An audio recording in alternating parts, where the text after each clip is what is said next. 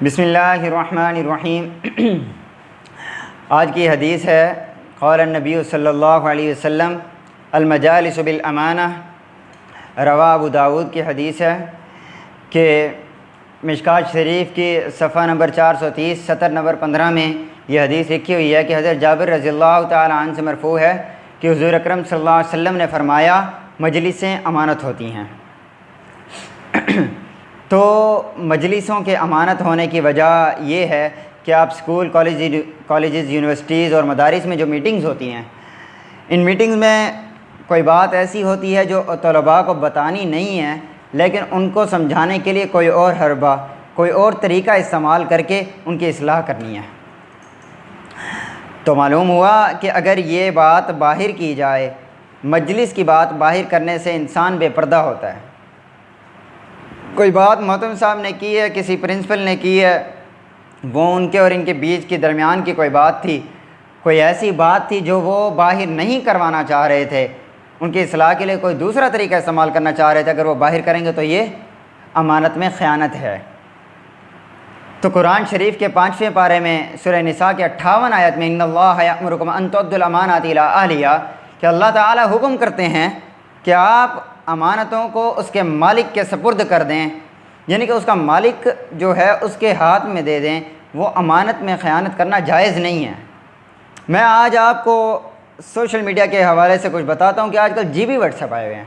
جی B what's app میں یہ حساب ہے کہ جس نے میسج کیا اس نے اگر ڈیلیٹ فار ایوری ون بھی کر دیا ہے، یا پھر اس نے کوئی اسٹیٹس لگایا ڈیلیٹ فار ایوری ون کر دیا ہے، تو یہ میسیج اور یہ اسٹیٹس اس کو دکھتا رہے گا۔ وہ اسٹیٹس 24 گھنٹے نظر آتے ہیں نا، وہ 24 گھنٹے نظر آئے گا۔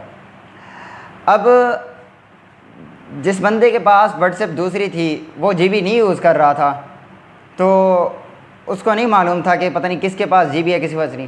جی بی کو G B WhatsApp use کرنا جائز نہیں ہے۔ میں اب بتاتا ہوں کیسے جائز نہیں ہے۔ دیکھیں، وہ بندہ اسٹیٹس لگا رہا تھا، گھر کی تصویریں کوئی ٹھہری ہوئی تھی، یا کوئی ایسی تصویر، یا کوئی ایسا کوئی کاغذات تھے، کسی بھی چیز کی کہہ سکتے ہیں، گھر کی تصویروں میں سے کسی کی تصویر اسٹیٹس پہ لگ گئی ہے، تو یہ بندہ فوراً ڈیلیٹ کر دیتا ہے۔ لیکن جس کے پاس جی بی واٹس ایپ ہے، جی بی واٹس ایپ ہے، تو وہ 24 گھنٹے تک کیونکہ تصویر ٹھہری رہتی ہے تو وہ تصویر دیکھتا رہے گا۔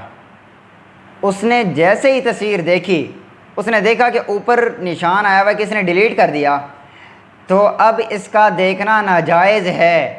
وہ تمہیں دکھانا نہیں چاہ رہا یہ تصویر، وہ تمہیں میسج کر کے ڈیلیٹ کر رہا ہے کیونکہ اس سے غلطی سے میسج ہوا ہے۔ اب اگر آپ اس کے میسج کو دیکھتے ہیں، اپنے کسی فیچرز کو، اپنے کسی ایپ کی وجہ سے کسی چیز کو ہیک کر کے دیکھتے ہیں، تو یقین کریں یہ ناجائز ہے، یہ امانت میں خیانت ہے۔ اس کا شریعت میں کوئی حکم نہیں ہے کہ یہ جائز ہو۔ تو میرے بھائیوں، یہ بات بہت کم لوگ جانتے ہیں کہ جی بی واٹس ایپ کو بھی جائز کرنا، وہ یوز کرنا ناجائز ہے۔ تو انشاءاللہ اللہ سے امید ہے اللہ تعالی ہمارے تمام احکام میں، ہمارے تمام اعمال میں ہمیں اعلیٰ درجے پر، مسلمان کا جو اعلیٰ درجہ ہوتا ہے نا وہ بہت بڑا ہے، اللہ تعالیٰ اس مقام تک پہنچا دے کہ جب ہم جا رہے ہوں دنیا سے، یہ امانت میں خیانتیں کرنا، یہ بہت سارے ایسے گناہ ہیں، چھوٹے لگتے ہیں، بظاہر یہ چھوٹے لگتے ہیں، یقین کریں گے کوئی گناہ چھوٹا نہیں ہوتا۔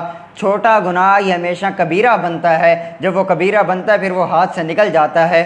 اس کو سنبھالنے کے لیے آپ کو اپنے نفس پہ قابو رکھنا پڑتا ہے۔ آج کل شیطان اتنا کام نہیں کر رہا جتنا آپ کا نفس کام کر رہا ہے۔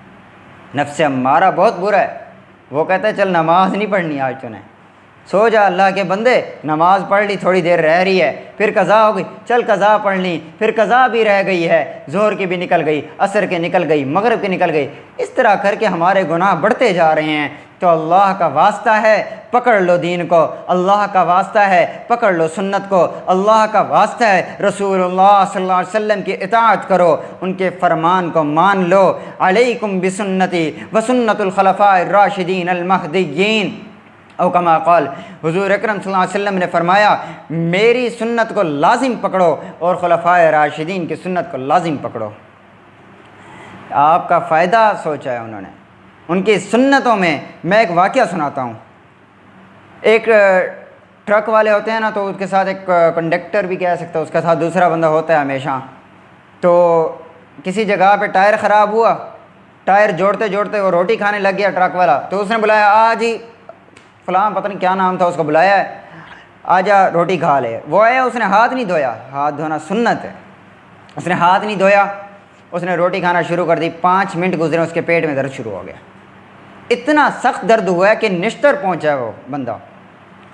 ڈاکٹرز نے کہا ہے کہ اس کو کوئی ایسا مرض لاحق ہوا ہے جس کا آپریشن کر کے ہی جواب ملے گا۔ آپریشن کیا تو معلوم ہوا اس میں سانپ کی زہر اس کے پیٹ میں بھری ہوئی ہے۔ تو جا کے دیکھا کہ پھر انہوں نے پوچھا کہ بھئی کیا کر رہا تھا، وہ کہتے ہیں ٹائر بنا رہا تھا، اچانک روٹی کھائی ہے۔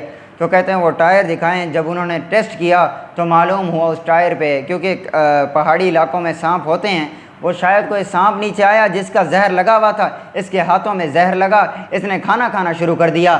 رسول کی سنت کو نہیں پکڑا، اگر سنت کو پکڑتا، ہاتھ دھو لیتا، نہ نشتر میں جاتا، نہ ہی اتنی بڑی بیماری لاحق ہوتی۔ اللہ تعالیٰ ہم سب کو ہدایت نصیب فرمائے، اللہ تعالیٰ اپنے نبی کریم صلی اللہ علیہ وسلم کے راستے پر چلنے والا بنائے۔ السلام علیکم ورحمۃ اللہ وبرکاتہ۔